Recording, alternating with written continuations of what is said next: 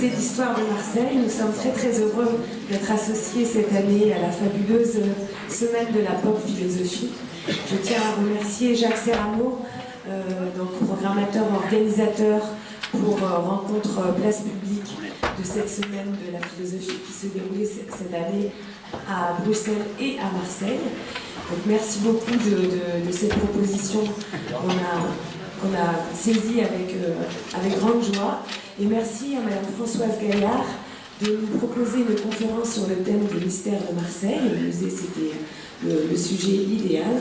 Donc Madame Gaillard est philosophe et historienne des idées et elle va nous conter ce que l'on peut dire de ces feuilletons, enfin de ce feuilleton Mystère de Paris, Mystère de Marseille, publié par Zola, et ce que ça nous enseigne un peu de la modernité des villes. Voilà. Je vous souhaite une belle écoute et je vous ferai passer le micro pour vos questions, remarques, suggestions en fin de conférence. Merci. Au revoir. Merci de votre accueil dans ce superbe musée.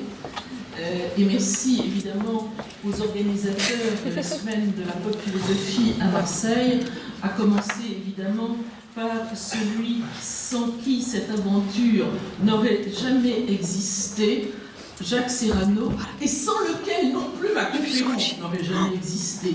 Comme on dit généralement, Dieu gardez-moi de mes amis, pour mes ennemis je m'en charge.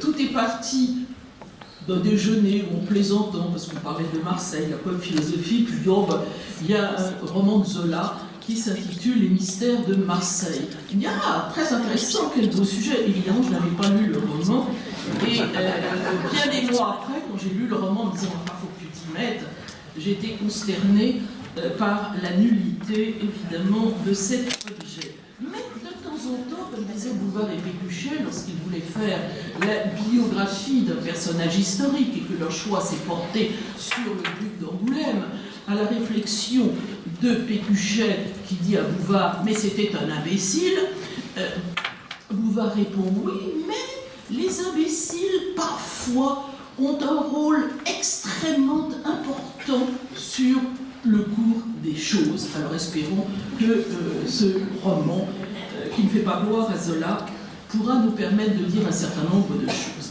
Alors, trêve de plaisanterie. La culture populaire irrigue plus qu'on ne le croit la philosophie, même la plus rigoureuse, disait le philosophe Gramsci, qui, non sans provocation, affirmait que la prétendue surhumanité nietzschéenne avait comme origine et comme modèle doctrinal non pas Zarathustra, mais le comte de Monte Cristo. Alors pour ceux qui savent, mais ça c'est private joke, que je suis plongé depuis quelques semaines dans le comte de Monte Cristo, donc c'est Gramsci. Alors il va sans dire que si j'ai choisi ce propos de Gramsci parmi mille autres qui reconnaissent la dette de la philosophie envers la culture populaire, c'est évidemment parce que nous sommes à Marseille et que je ne peux voir le château d'If sans penser à son célèbre prisonnier. J'ai d'ailleurs failli renoncer à mon propos tant je sentais autour de moi sa présence intimidante, car au fond, ces mystères de Marseille, qui mieux que lui, ne les a sondés comme on sonde une plaie. Il va sans dire aussi que si je doute fortement de l'origine marseillaise du concept de surhomme, je ne doute pas du phénomène d'irrigation dont parle Gramsci entre culture populaire et philosophie. Et c'est la raison d'être de la pop philosophie qui, après tant de saisons, au sens télévisuel du terme, n'a plus à se justifier. Alors d'abord, il faut que je vous présente quelques excuses, mais au fond, c'est déjà presque chose faite. Le Marseille dont je veux interroger les mystères n'est pas celui d'aujourd'hui. Des enquêtes nombreuses s'y sont employées, ni même celui d'hier. Les historiens l'ont fait. Et je ne suis ni journaliste ni historienne. Mon Marseille est un objet, et là j'y insiste, mon Marseille est un objet sériel qui participe d'un phénomène intrigant pour le philosophe, le sociologue ou l'historien des idées, la vogue littéraire des mystères urbains, dont le pouvoir de fascination n'a pas disparu en changeant de support. Pensez aux BD, grandes BD sur encore le mystère, les filles, etc., les feuilletons actuels, les films, et puis les personnages justement qui se déplacent dans la ville, Batman, Superman, etc. Donc vous voyez que mon problème, c'est moins les mystères de Marseille que le mystère ou les mystères de ces mystères de Marseille, de Paris, etc. Alors, revenons à une quasi-actualité. 2013. Marseille, ville mystère, dévoile ses secrets. Et je me dis, enfin, on va savoir. On va, et là, je joue sur les mots intentionnellement, et vous allez voir pourquoi. On va savoir, c'est-à-dire on va voir le ça, au sens presque freudien, de Marseille, pour autant que ce qui va se montrer au cours de ce striptease urbain, c'est ce qui échappe à la lumière, ce qui est tapi dans l'ombre, l'invisible, qui se dissimule sous le visible, et qui va évidemment satisfaire nos pulsions scopiques.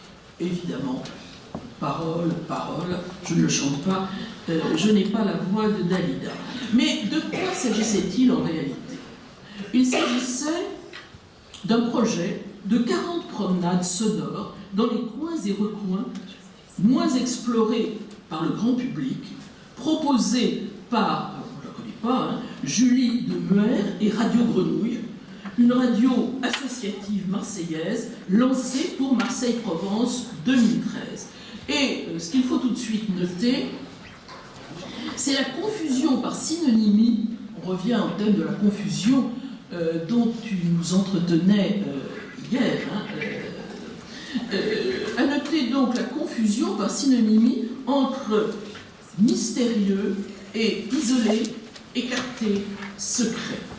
Alors, je cite le prospectus annonce de cet événement. Cette ville, c'est comme un secret bien gardé, explique la fameuse Julie de Muer. Plusieurs années après être arrivée, j'en déduis qu'elle n'est pas marseillaise d'origine, plusieurs années après être arrivée, je cherchais toujours à la décrypter. Je voulais percevoir les vrais visages de Marseille. D'ailleurs, les mots qui reviennent sans arrêt dans ce texte comme dans d'autres du même ordre, c'est toujours décrypter, secret, dévoilement plus vérité. D'ailleurs, l'image du dévoilement, non, c'est pas celle-là que je voulais. Bah, elles sont pas dans le bon ordre, mais comment se fait-il? Elles sont complètement dans un ordre étrange. Bon, d'abord, là, j'ai un petit problème. La 5 est avant les autres. Ah, d'accord. Alors, les voilà. Vous voyez, non, ça y est, ça va aller. Alors, vous voyez par exemple, je vous montre quelques images, juste pour vous donner une idée. Vous voyez que les livres qui traitent de ce thème finalement, du mystère de Paris, du mystère, vous allez voir d'autres villes, se présentent toujours leurs propos sur le mode d'un dévoilement. Et ici, vous voyez Aristide Briand qui, avec une lanterne, n'est-ce pas, éclaire ce que l'on ne voit pas généralement et qui est de l'ordre, évidemment, du Paris des Bas-fonds. L'autre, voilà, le mystère de Paris, l'édition illustrée des mystères de Paris, et vous voyez une espèce d'ange, n'est-ce pas, qui domine la ville et qui ouvre les bras pour qu'on puisse pénétrer, n'est-ce pas, qu'on puisse voir ce qui se passe dans Paris. Alors, l'image du dévoilement sous différentes formes est un stéréotype, non seulement un stéréotype littéraire, idéologique, mais aussi un stéréotype iconique. Je pourrais en montrer des dizaines. Alors, on s'aperçoit quand on lit le petit prospectus dont j'ai tiré quelques lignes que presque un siècle et demi après la parution du roman éponyme de Zola, les mystères de Marseille ne sont, semble-t-il, toujours pas levés. D'où ces quelques mots extraits, ces quelques propos extraits d'un blog. Je ne connais pas ce blog, enfin je suis tombé dessus, hein, mais je ne sais pas qui se cache derrière ce blog. Nouvel Obstacle, et je lis: venons-en à mon propos central qui peut s'intituler Les mystères de Marseille, après les mystères de Paris. On ne vous dit pas tout sur les événements sociaux qui se déroulent dans cette belle ville et qui, s'ils sont actuellement souvent évoqués, ne sont en revanche jamais expliqués. Alors, le thème de la belle ville, évidemment, quand on lit le roman de Zola, c'est quand une ville épouvantable, une odeur, une saleté, enfin. Mais ce n'est pas de cela dont je veux parler. Je veux revenir sur ces propos. On ne vous dit pas tout. Et vous voyez ce qu'il peut y avoir d'intéressant, à la fois pour un philosophe et pour un sociologue, sur le fait que les mystères urbains jouent sur le fantasme du « on nous cache tout » dont se nourrit notre paranoïa ordinaire et dont s'entretiennent les imaginaires du complot. Et avec ce paradoxe, plus on montre, plus on cache. Plus on montre, plus il est évident qu'on nous cache. Deuxièmement, ces mystères jouent sur cette fiction largement partagée par nous tous, quelque chose justement que les philosophes ne cessent de démonter, donc sur cette fiction qui consiste à croire en un secret des choses, et également qui joue, là aussi, sur ce que les philosophes s'évertuent aussi de démonter, sur notre croyance ordinaire en une vérité ultime de la réalité. Le secret des choses, vérité ultime de la réalité. Voilà pourquoi, au fond, ces mystères peuvent nourrir la réflexion philosophique. Alors, étant donné cela, évidemment, on voit comment l'écrivain a un rôle d'éclaireur, l'auteur de mystères, ou le journaliste qui est là pour dessiller le lecteur sur les réalités d'un jeu social qui se joue en coulisses ou dans des sphères où ne pénètre pas son regard. Il s'ensuit que dans ces ouvrages, il y a une sorte de géologie sociale largement fantasmatique, elle est propre au genre des mystères urbains, et elle est constituée de deux strates.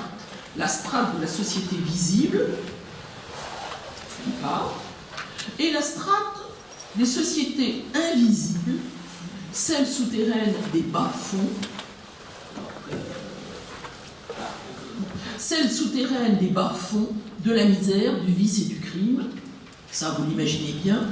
Mais ce que vous imaginez peut-être moins, et qui est plus important encore, parce que celle-là, ça permet évidemment toutes les descriptions pittoresques que l'on trouve dans ce genre d'ouvrage, mais donc celle qui est comme l'envers de la société respectable, celle des puissants qui tirent en sous-main les ficelles, celle des tripatouillages, des ententes illicites, jusqu'au crime organisé, même si c'est un anachronisme.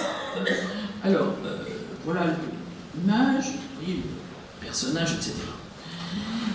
Cette géologie sociale a sa géographie physique. D'un côté, les quartiers nantis, de l'autre, les quartiers de la pauvreté, plus ou moins crapuleuse. D'où ce thème de la ville scindée. Et je vous lis un petit extrait. Marseille, 1891, la ville est partagée en deux. D'un côté, sur la rive nord du Vieux-Port, le quartier réservé, où viennent s'encanailler les bourgeois.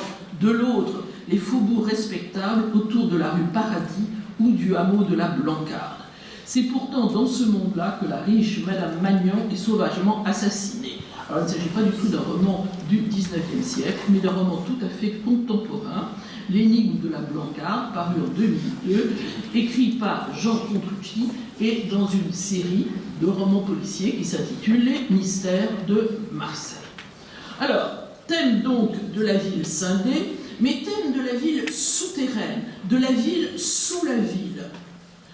D'où, au plan de la réalité urbaine, les souterrains, les égouts, voire les misérables, mais aussi les mauvais lieux, qui nous ont montré.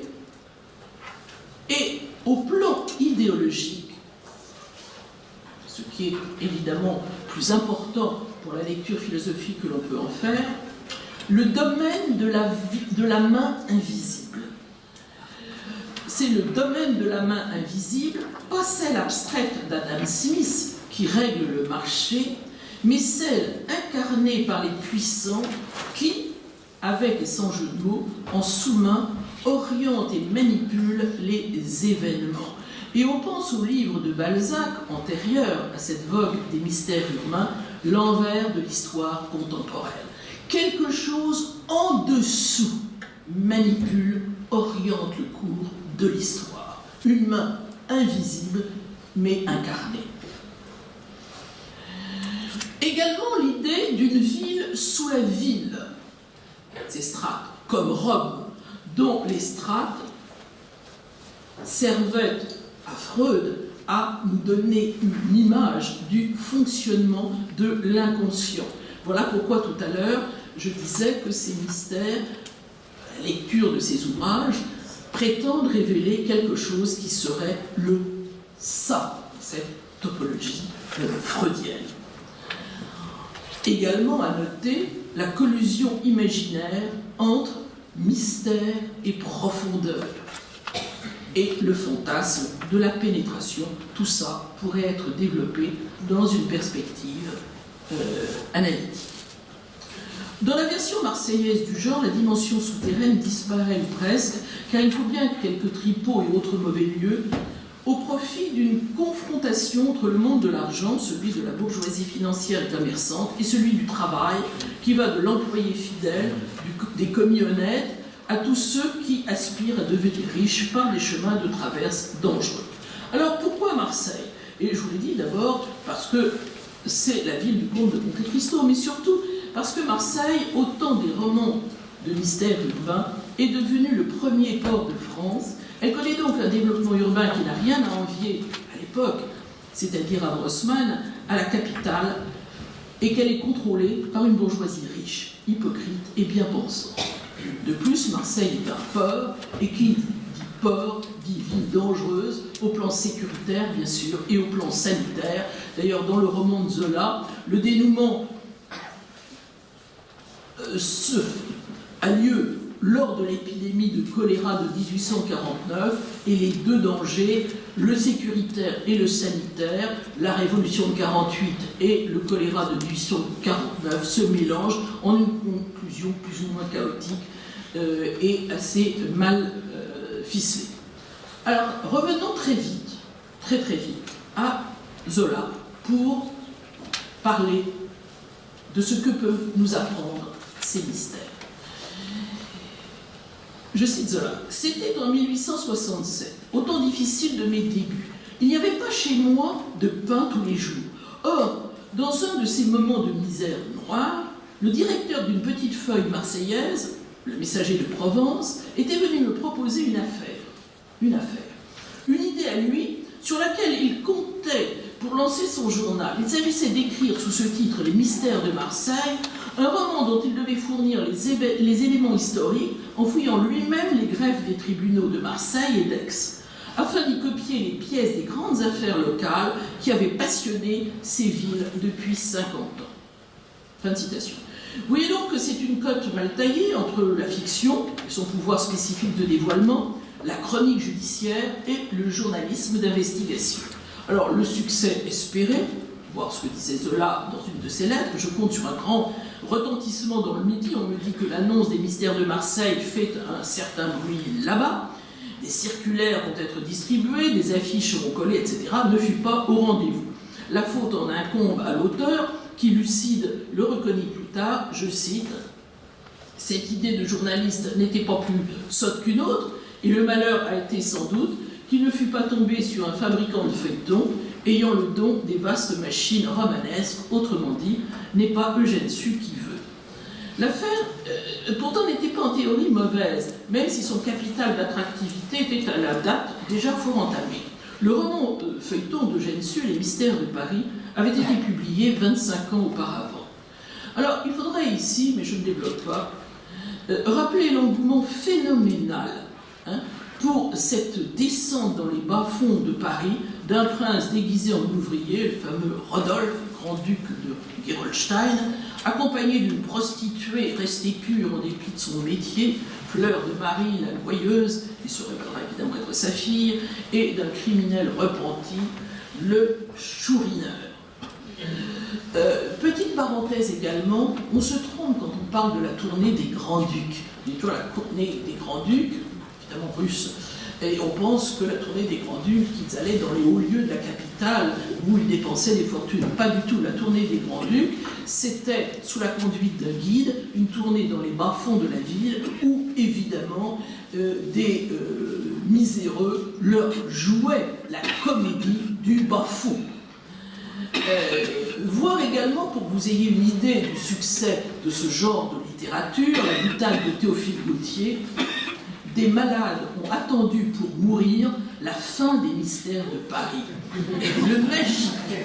Le magique, la suite à deux mains, les entraînait de jour en jour, et la mort comprenait qu'il ne serait pas tranquille dans l'autre monde s'il ne connaissait pas le dénouement de cette bizarre épopée. Donc, une nouvelle maladie frappe les foules urbaines, une sorte de fièvre nerveuse jusque-là inédite agite les corps et les esprits, comment la nommer? Un terme à consonance clinique s'impose, je choisirais mystérimania. La France entière souffre de mystérimania. Comment s'en protéger? Difficile. Et, non, c'est distinct. Il n'y arrivera pas. Oui. Voilà, c'est une gravure de Daumier qui montre qu'il faut vendre des parapluies anti-mystère urbain pour se protéger, pour se prémunir contre les mystères urbains. Mais cette fièvre hexagonale se révèle très vite extrêmement contagieuse et le monde entier en est frappé. Il y a bientôt des mystères de Constantinople, de New York, de Pékin, etc. Alors, à noter, il faudrait développer tout ça, ce n'est que schématique. À noter qu'il s'agit du premier phénomène en matière de culture, de mondialisation. Ce qui, à première vue, est paradoxal pour une fiction qui s'ancre dans le local, Paris, et ignore superbement le global.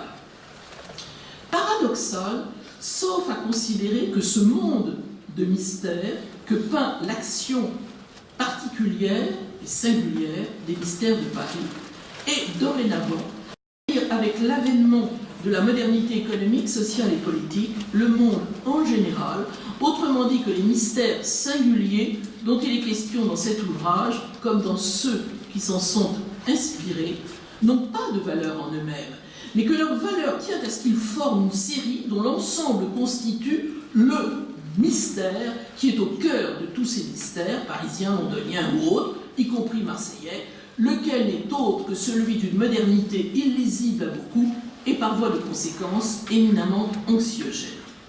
Je reviendrai, et je terminerai d'ailleurs, sur le caractère illusoirement révélateur et fondamentalement non critique, au sens que la théorie critique a donné à ce terme, de ces mystères qui, en récompensant les bons et en punissant les méchants, ont en fait pour fonction non pas de dévoiler ce qu'il y a de mystérieux, mais d'empêcher la société de s'écrouler.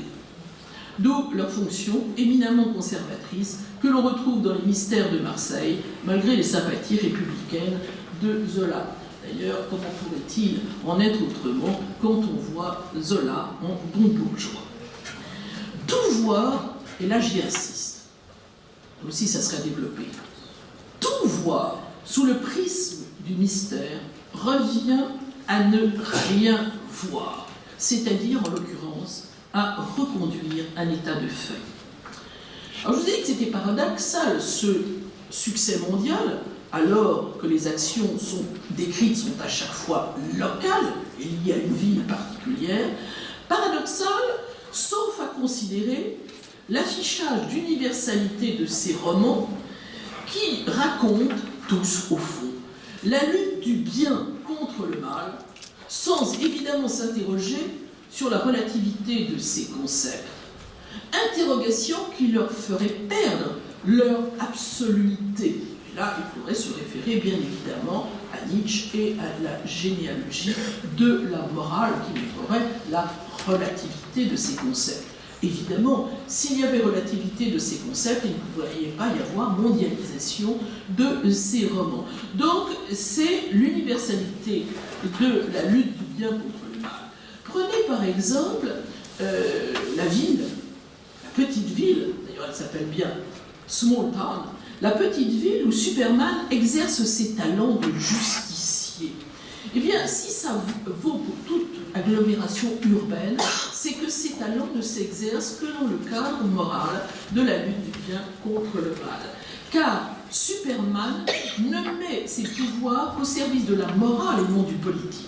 D'où le fait que ses aventures participent d'une vision morale et non politique du monde, comme celle que racontent les romans de mystères urbains. Mais il serait temps de vous résumer le roman de Zola, dont la réédition de 1873, sous le pseudonyme d'Agrippa, s'intitule dorénavant Duel social. Il est vrai qu'après 1973, il y a eu la Révolution 48, d'ailleurs dans le ministère de Marseille, le récit figure dans le ministère de Marseille, et puis il y a eu la Commune. Titre qui en apparence déplace le terrain du conflit de la morale, la lutte du bien contre le mal, vers le social. En apparence, duel social. En apparence seulement, car le conflit social n'est jamais que celui des bons pauvres contre les méchants riches et puissants, et nous voilà repartis vers la question le terrain de la morale. Le mystère que formule Zola, sous la forme d'une question dans ses carnets préparatoires au Rougon-Macquart, pourquoi le riche, pourquoi le pauvre? Ce mystère, pourquoi le riche, pourquoi le pauvre? Ça figure en toutes lettres dans les carnets préparatoires au Rougon-Macquart. Ce mystère est celui dont les écrits des socialistes, tout particulièrement ceux de Saint-Simon, Proudhon et plus tard ceux de Marx, mais à l'époque de la publication des mystères de Marseille de Zola, tous ces textes de Marx sont par le connu. Donc, ce mystère est celui dont les écrits des socialistes ont justement révélé le mystère. Et le véritable mystère des mystères urbains, c'est que ces révélations sont restées à Zola comme à ses confrères auteurs de romans de mystères urbains, à l'évidence mystérieuse. Il en résulte finalement que tout l'art des auteurs de mystères urbains consiste non pas à dévoiler ce qui est caché, mais au fond à cacher ce qui est dévoilé, ou ce qu'il a été, par les écrits justement de ces théoriciens. C'est quoi ce qui a été dévoilé? C'est les contradictions, à ne pas confondre avec les conflits ou les oppositions manichéennes. Les contradictions ne connaissent pas de résolution. Les contradictions qui ne peuvent nullement être surmontées par la bonne volonté ou la vertu de quelques-uns qui font briller au firmament de ces romans la catégorie du bien. L'incapacité de ces romans à lever le voile sur la véritable nature de ce qu'ils continuent à présenter comme des mystères tient au fait qu'ils ne considèrent les hommes, leurs personnages, que comme des entités psychologiques et morales, et non comme des êtres réels, pris dans des relations humaines affectives, bien sûr, mais aussi produits de forces historiques, politiques et économiques. C'est là-dessus que je conclurai. Mais je vous avais promis un résumé de ces mystères de Marseille. Ça ira très vite.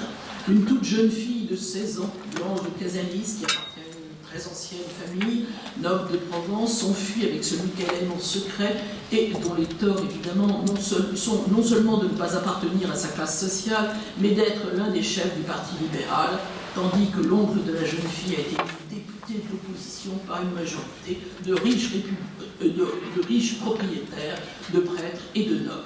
Accusé d'enlèvement, Philippe Quérol est condamné par les représentants de la bonne société à 5 ans de réclusion et une exposition publique, c'est-à-dire au pilori.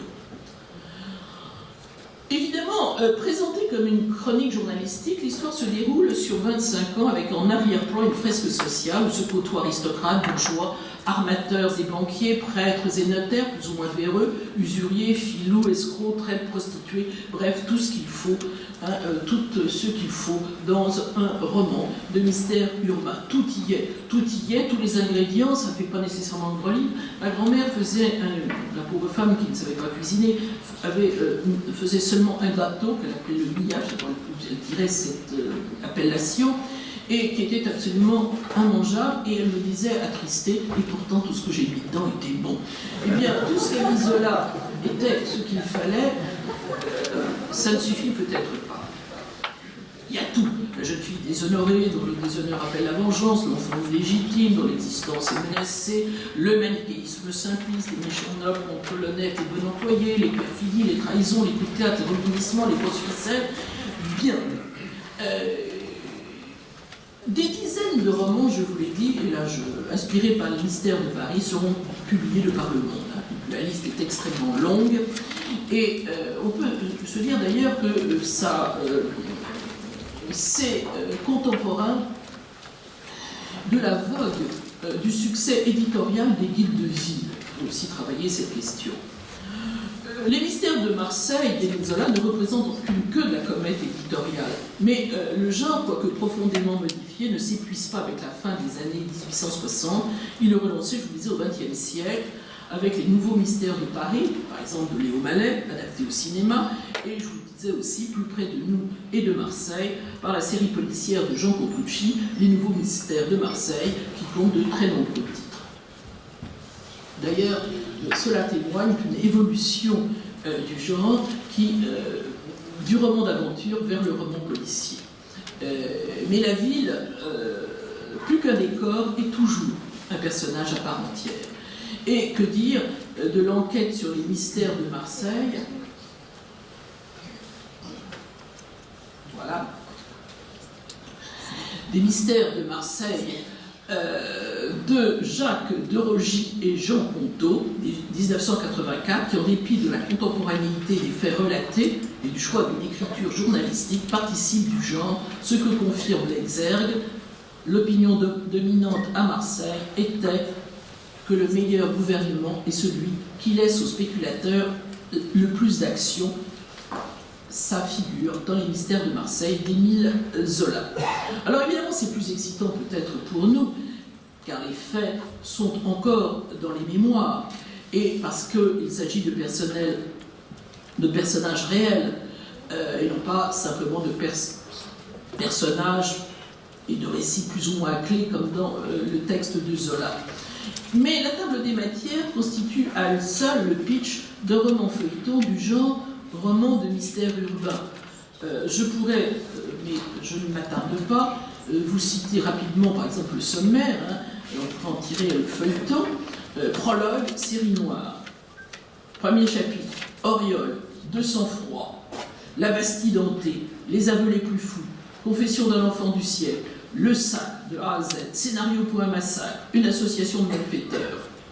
2. Pierre Michel, mort d'un juge, le crime, les pistes, la valise aux 100 millions et le cabanon aux milliards, 2 grosses calques profilées à l'horizon, la French Italian Collection et l'œil de la mafia à Marseille, etc., etc. René Lucet, une balle de trop et une inspectrice. Bon, vous voyez qu'on a, si on consulte le sommaire de cet ouvrage que j'ai hélas lu, on a exactement la possibilité d'écrire un roman de mystère urbain à la manière des autres. Alors, en guise de conclusion, quelques propositions, cette fois-ci pour réfléchir philosophiquement à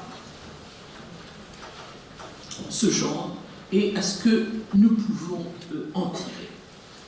Je vous l'ai dit, j'essaie de tenir ma promesse.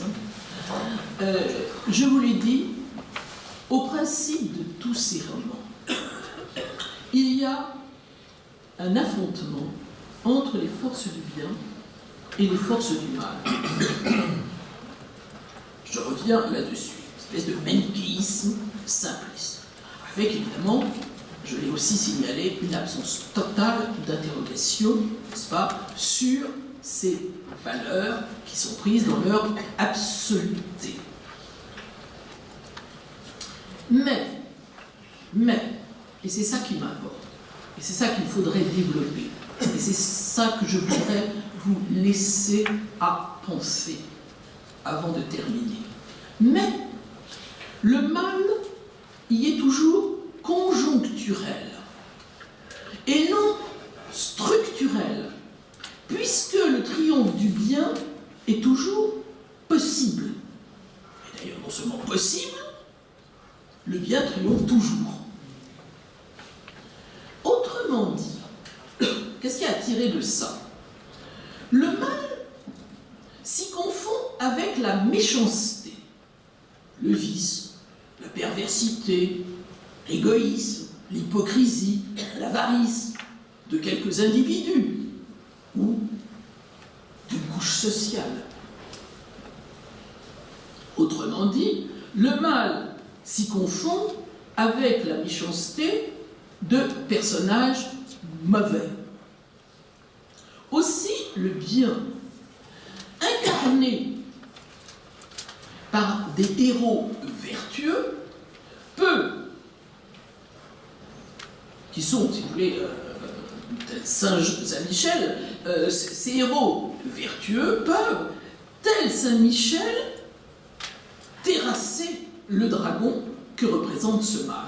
C'est-à-dire que, puisque le mal ne se confond qu'avec la méchanceté de quelques personnages mauvais, évidemment, il peut être terrassé par des personnages vertueux.